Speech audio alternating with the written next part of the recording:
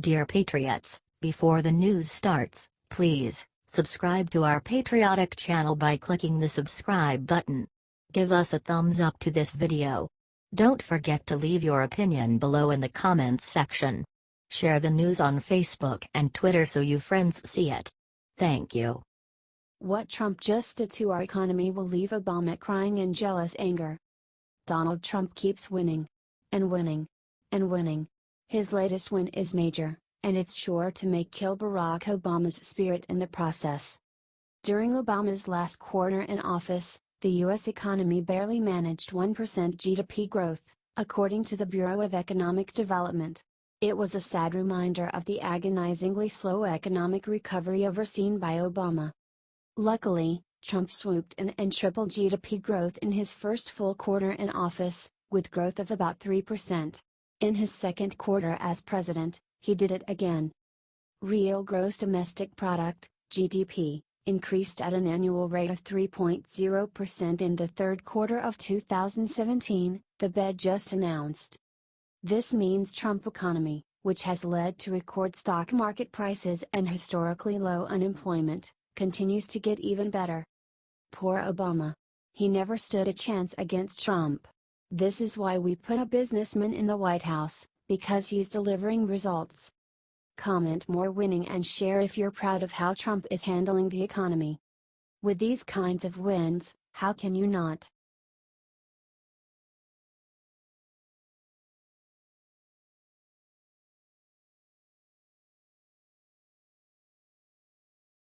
Cecile Richards gets smart about Trump on Twitter, Ben Shapiro instantly annihilates her.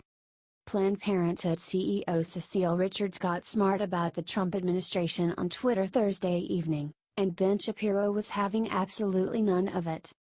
Richards tweeted about a leaked memo by the administration, saying that they wanted to move natural family planning, like the rhythm method. She went on. You know what we call people who practice the rhythm method? Parents. Oh, Mother of God, parents? So is that what happens when you have sex? Shapiro instantly owned her because, well, he's Ben Shapiro. Shapiro has made a name for himself amongst pro-lifers for his spitfire arguments against abortion.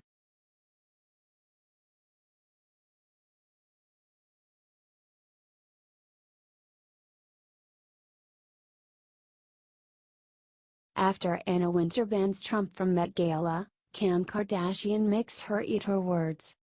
Vogue editor-in-chief Anna Wintour was interviewed on The Late Late Show this week, and like many other celebrities, she used the opportunity to blast President Donald Trump. When host James Corden asked Wintour if there was anyone she would never invite back to her Met Gala, she quickly responded Donald Trump. Har har har. The line got a big applause from Corden and his audience, but don't believe everything Wintour says. As the Daily Caller points out, Wintour once claimed that Kim Kardashian would never be welcome at the gala nor on the cover of her magazine. A person familiar with the matter told Radar Online Anna hates Kim. Why would she be invited to the event?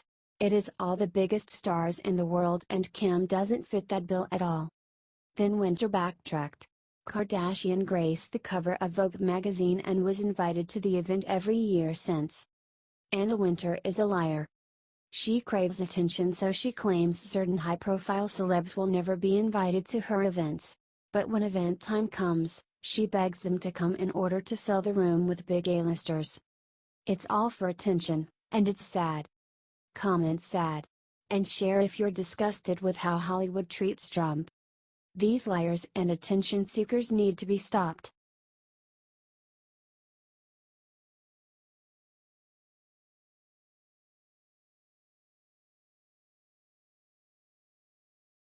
Houston Texans owner discovers brutally honest way to humiliate anti-flag NFL players.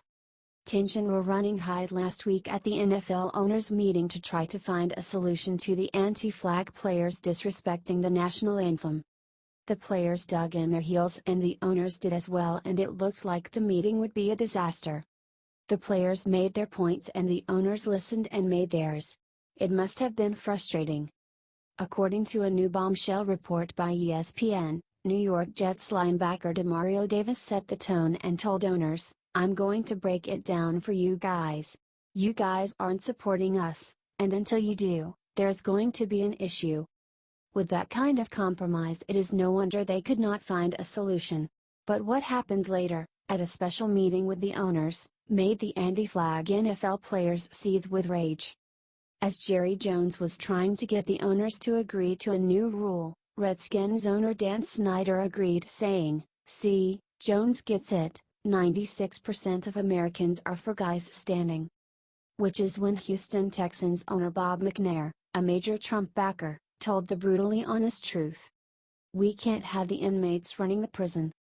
Troy Vincent, a former player and current NFL's executive vice president of football operations, was stunned, saying he had been called everything under the sun as a player in the league, he never an inmate.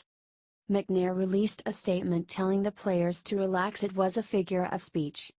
I regret that I used that expression. I never meant to offend anyone, and I was not referring to our players. I used a figure of speech that was never intended to be taken literally. I would never characterize our players or our league that way, and I apologize to anyone who was offended by it."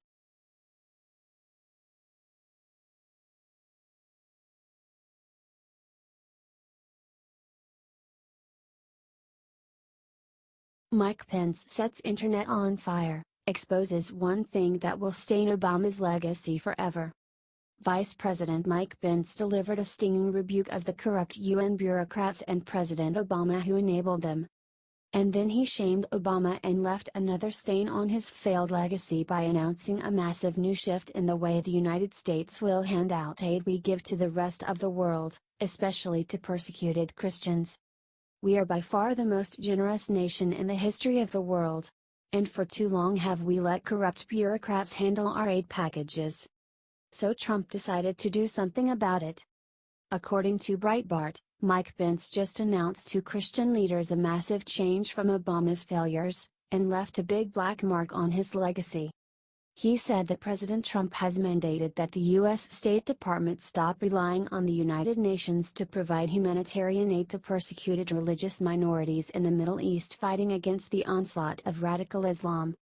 Pence ripped the UN, saying, "We will no longer rely on the United Nations alone to assist persecuted Christians and minorities in the wake of genocide and the atrocities of terrorist groups.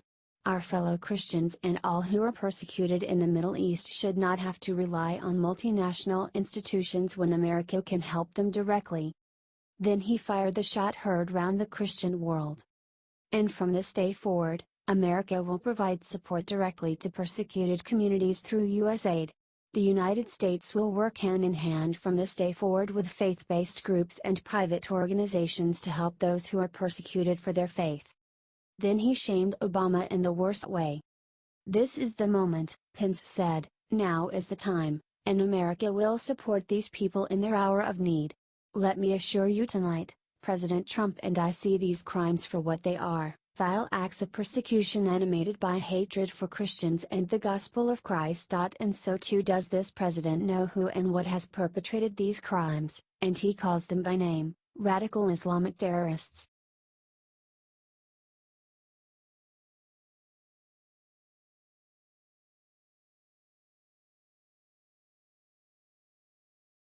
Fox News just revealed smoking gun that will finally bring down Clinton crime machine.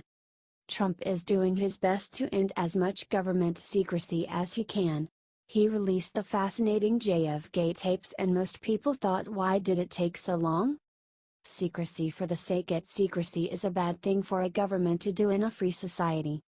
Trump also lifted a gag order on a confidential FBI informant who blew the whistle on the shady Russian nuke deal under the Obama administration. As soon as the gag order was lifted, the truth, shocking how that works out, started to emerge. And it has been devastating to the Clintons and Obamas, but nothing came close to what just happened on Fox News. Victoria Toensing, the attorney representing the FBI informant, just revealed the smoking gun that will finally take down the Clinton crime machine. She said there's on the record quid pro quo between Bill Clinton, a Russian bank, and the Clinton Foundation. My client can put some meat on those bones and tell you what the Russians were saying during that time, Singh said, before speaking the blunt truth about whether all the smoke surrounding this shady deal is illegal. To pay bribes and kickbacks? Yes. It certainly is, Singh said. The other thing that's against the law is the quid pro quo of whether the Clintons benefited, and we know that they did.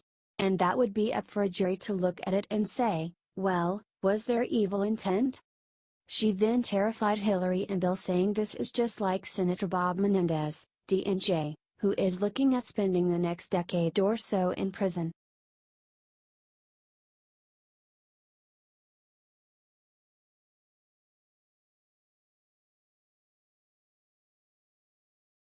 Day after North Korea threatens to shoot a nuke, Mattis walked up to their border and did unthinkable. Days after North Korea threatened to shoot a nuclear weapon, Defense Secretary James Mattis visited the demilitarization zone and said 5 fateful words: "Our goal is not war." Mattis stressed that we need a diplomatic solution in North Korea. North Korean provocations continued to threaten regional and world peace, and despite unanimous condemnation by the United Nations Security Council, they still proceed, Mattis said. As Secretary of State, Rex Tillerson has made clear, our goal is not war but rather the complete, verifiable and irreversible denuclearization of the Korean Peninsula. All of North Korea's nuclear tests have been underground so far, and according to CNN, they are conducting an atmospheric nuclear over the Pacific. Should they ever use it, they will be faced with the strong might of joint South Korean and American forces, Song said, and they will be met with a proportional and firm response. Mattis visited the Blue House in South Korea's presidential residence, and Trump will visit Asia next month. The White House has said that the president will not visit the demilitarization zone. Share this if you are glad that Mattis is on our side. Let's show him some love from all the Trump supporters out there.